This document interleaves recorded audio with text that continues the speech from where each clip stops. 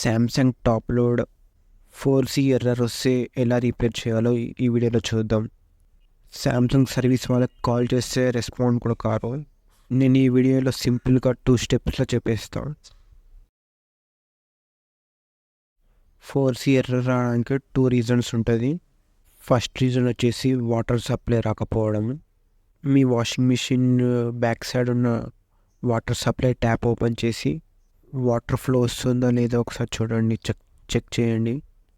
Water supply లేకపోవడంతో కూడా 4C error వస్తుంది.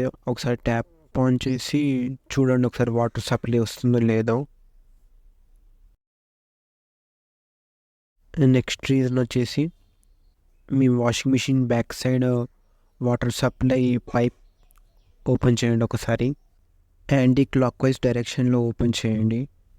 ఇక్కడ వీడియోలో చూపిస్తున్నట్టు ఓపెన్ చేయండి.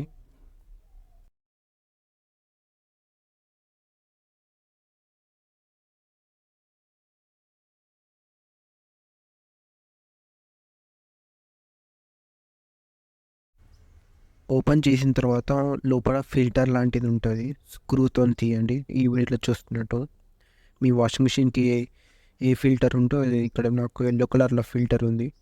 ఇక్కడ చూడవచ్చు ఫిల్టర్ మొత్తం డస్ట్తో ఫామ్ అయిపోయింది. ఈ ఫిల్టర్ని క్లీన్ చేస్తుండాలి మంత్లీ ఒకసారి. జస్ట్ బ్రష్తో క్లీన్ చేయడమే. క్లీన్ చేశాక మళ్ళా ఇన్లెట్ దగ్గర ఫిక్స్ చేసేయండి. 4C ఎర్రర్ రావడానికి కారణం జస్ట్ 2 రీజన్సే. Reason number 1 water supply. ఒకవేళ మోటార్ రాకుంటే చెక్అవుట్ చేసుకుని ట్యాప్లో వాటర్ వస్తున్నాయో లేదో. సెకండ్ వచ్చేసి ఫిల్టర్ క్లీనింగ్ చేసుకోవాలి.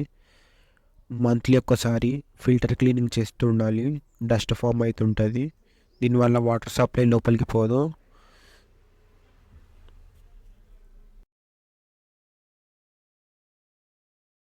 ఈ వీడియోలో చూడొచ్చు 2 రీజన్స్ సాల్వ్ చేయగానే వాషింగ్ మిషన్ స్టార్ట్ అయిపోయింది. ఈ వీడియో మీకు నచ్చినట్లయితే లైక్, షేర్ అండ్ సబ్స్క్రైబ్.